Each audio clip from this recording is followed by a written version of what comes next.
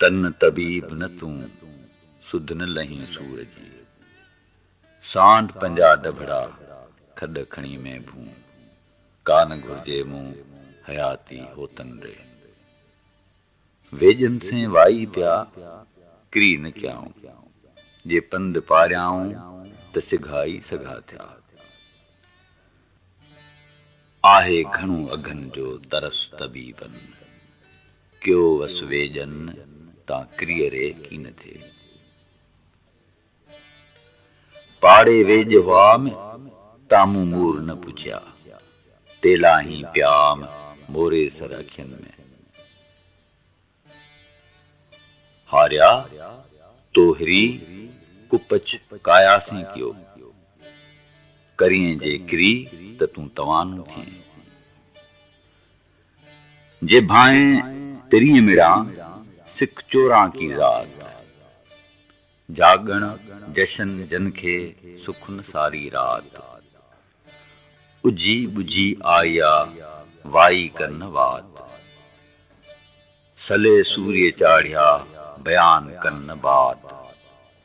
तोणे cushion कात सागी sullen की न की।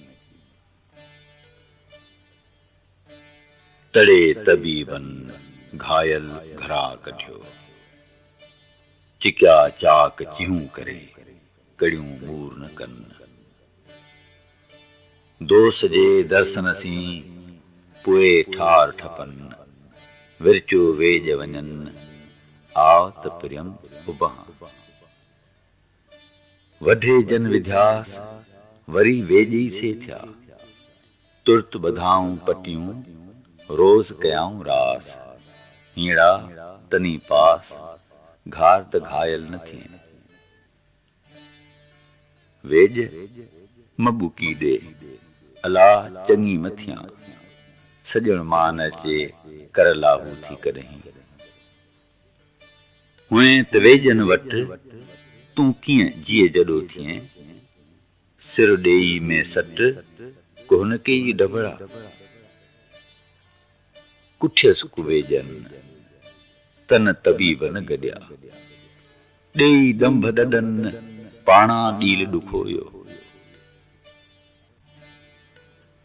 तरस तबीबन जो जडन क्यों न जात। जो वेजन जे वात दारुआ तंहिं दूर थिया। दारू ऐं कारूं जांकी क्या वेज मूं। बुकी ॾींदा बाझ जी निहारे नाड़ूं। जन जूं सेण लहन सारूं तन तां ॾुखंदो दूर थिए। अघन मिड़ी अॼु क्यों सन सिहत खे। दूर ॾुखंदा भॼ मेहरीअ मुंहुं ॾेखारियो। अची सार लहे साजन सूर तुम्हारे आऊं मारी। सूर तुम्हारे जे मरां तां मूं ॾोह न ॾेज। ढबन भरे हथड़ा दारूं दोस्त करे।